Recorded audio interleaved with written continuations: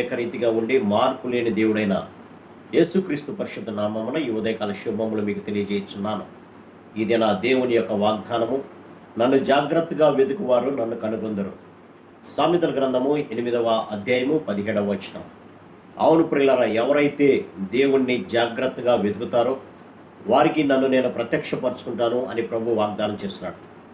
అంతేకాకుండా ప్రభు చెబుతున్నటువంటి మాట, వెతుకుడి మీకు దొరకను, తట్టుడి మీకు తీయబడును, అడుగుడి మీకు ఇవ్వబడును అనేటువంటి మాటలు ప్రభు చెప్తున్నారు. కాబట్టి ఎవరైతే ఆయన యందు విశ్వాసం ఉంచి ఆయన యొక్క అడుగుజాడల్లో నడుస్తూ ఆయనకి ఇష్టమైనటువంటి రీతిలో ప్రవర్తిస్తూ ఆయనను అడుగుతూ ఉంటారో వారికి దేవుడు సమాధానాన్ని ఇచ్చేటువంటి వాడుగా, తను తాను ప్రత్యక్షపరచుకునేటువంటి వాడుగా ప్రభు కనపడుతున్నాడు. అంతేకాకుండా ప్రభు అంటున్నటువంటి మాట, ఆయనను వెతకువారు కలరేమో అని ఆకాశము నుంచి ఆయన నరులను పరిశీలన చేస్తున్నట్లుగా మన బైబిల్ గ్రంథం సెలవిస్తుంది.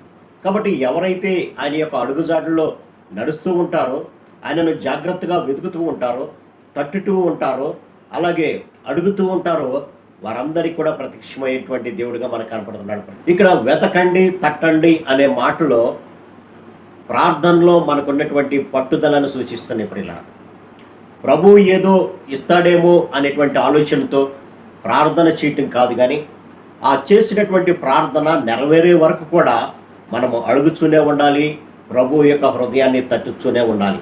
అప్పుడు మాత్రమే ఆయన తన్ను తాను మనకి ప్రత్యక్షపరచుకునేటువంటి దేవుడిగా ఉంటున్నాడు. పిల్లరా, పాత నిబంధనలో యాకోబు భక్తుడిని కనుక మనం గమనించినప్పుడు, యాకోబు తన అన్నలను తన యొక్క తండ్రిని మోసగించి మామ దగ్గరికి పారిపోయిన తర్వాత తిరిగి వచ్చేటువంటి సమయంలో ప్రభు అతనికి ప్రత్యక్షమైనప్పుడు ప్రభువుతో అతడు పోరాడినట్లుగా మనం గమనించవచ్చు. ఎంతగా పోరాడాడంటే, నీవు నన్ను ఆశీర్వదించితేనే కానీ నేను నిన్ను విడువను అని ఆ యొక్క తెల్లవారుజాము వరకు అతడు పోరాడుతూనే ఉన్నాడు పిల్లరా. కాబట్టి మన జీవితాల్లో కూడా పోరాడగలిగేటువంటి స్థితిలో ఉంటున్నామా, లేదంటే నామకార్థంగా ప్రభువు ఏదన్నా ఇస్తాడేమో అనేటువంటి స్థితిలో ఉంటున్నామా? యాకోబు పోరాడి తాను ఏదైతే కావాలని కోరుకున్నాడో దానిని సంపాదించుకున్నాడు పిల్లరా. కాబట్టి మన జీవితాలు కూడా పోరాడేటువంటి స్థితిలో ఉండాలి.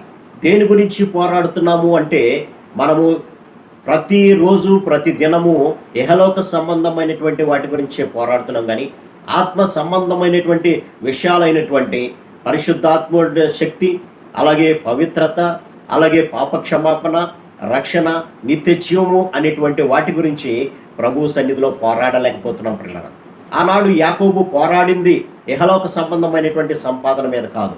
అప్పటికే తన మామ దగ్గర నుంచి అనేక వేల పశు సంపదను, భార్యలను, బిడ్డలను, దాసదాసి జనాన్ని తీసుకొని గొప్ప సంపదతో అతను బయలుదేరాడు. కాబట్టి ఇహలోక సంబంధమైనటువంటి సంపాదన గురించి ప్రభుత్వం అతడు పెనుగులాడలేదు, కానీ ఆత్మ సంబంధమైనటువంటి విషయాల పట్ల అతడు పెనుగులాడినట్లుగా మనం గమనించుకున్నాడు. ఏంటి ఆత్మ సంబంధమైనటువంటి విషయాలంటే, అతని యొక్క వ్యక్తిగత జీవితాన్ని చూసినప్పుడు అతని పేరు యాకోబుగా కనపడుతుంది. యాకోబు అనగా మోసగాడు. అందరినీ మోసం చేసినటువంటి స్థితిలో నుంచి, ప్రభువా నాకు ఈ స్థితిని తీసివేసి నన్ను అనేకులకు ఆశీర్వాదకరంగా నన్ను మార్చయ్యా, అప్పటి వరకు నేను నిన్ను విడువను, నేను నిన్ను ఎడబాయనని ప్రభువుని ప్రార్థనలో పెనుగులాడినట్లుగా మనం గమనించవచ్చు. ఎప్పుడైతే అతని ప్రార్థనను ప్రభు ఆలకించాడో, అతని పశ్చాత్తాపాన్ని ప్రభు ఆలకించాడో, అతని పేరు యాకోబు నుంచి అనగా మోసగాడి నుంచి అనేకులు ఆశీర్వాదకరమైనటువంటి ఇశ్రాయేలుగా అతడు మార్చబడ్డాడు. కాబట్టి మనము కూడా ఇహలోక సంబంధమైనటువంటి ఆస్తిపాస్తుల కొరకు ప్రభువుని గోజాడటం కాదు, కానీ ఆత్మ సంబంధమైనటువంటి విషయాలతో మనము దేవుని సన్నిధిలో పోరాడి దాన్ని పొందుకోవాల్సినటువంటి అవసరత ఉంది. అందుకని ప్రభు అంటున్నాడు, మీరు ఈ లోక సంపదన గురించి మీరు పోరాటం కాదు, కానీ ఆత్మ సంబంధమైనటువంటి విషయాలు మొట్టమొదట నా రాజ్యాన్ని, నా నీతిని వెతికినప్పుడు తప్పనిసరిగా ఇహలోక సంబంధమైన శరీర సంబంధమైనటువంటి ప్రతి ఆశీర్వాదము కూడా మీకు అనుగ్రహించబడుతుంది అని ప్రభు సెలవిస్తున్నారు. కాబట్టి మన యొక్క పోరాటము దేని గురించి ఉన్నది అనేది ఆలోచన చేయాలి ప్రియులారా.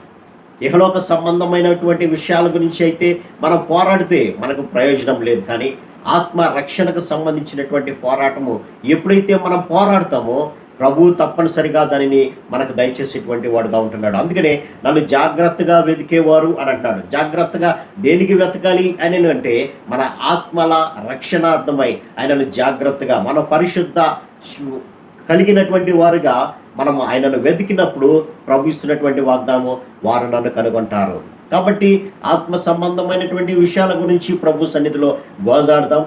తద్వారా ఆయనను కనుగొని ఆయన ఇచ్చేటువంటి ఆత్మ సంబంధమైనటువంటి ఆశీర్వాదాలైనటువంటి పాప క్షమాపణ, రక్షణ, నిత్య జీవము, పరిశుద్ధాత్మ శక్తిని పొందుకున్నట్లుగా మనం ప్రార్థన చేద్దాం. అట్టి కృప పరిశుద్ధాత్మ దేవుడు మనందరికీ దయచేయను గాక. ఆమేన్. ప్రార్థన. సర్వశక్తుడా, ప్రేమ గల మా తండ్రి, మీరు ఇచ్చిన కొద్ది మాటలను బట్టి మీకు వందనాలని. నన్ను జాగ్రత్తగా వెతుకువారు నన్ను కనుగొంటారన్నావు నైనా. ఆనాడు యాకోబునైనా ఆత్మ సంబంధమైనటువంటి విషయాల్లో మిమ్మల్ని నైనా జాగ్రత్తగా వెతికినైనా మిమ్మల్ని కనుగొని ఆశీర్వాదాలు పొందుకున్నాను నేను. మేము కూడా అలా పొందుకునే భాగ్యం ప్రతి బిడ్డకు దయచేయమని యేసు నామమున అడిగి పెట్టుకొచ్చున్నాం తండ్రి. ఆమేన్. God bless you.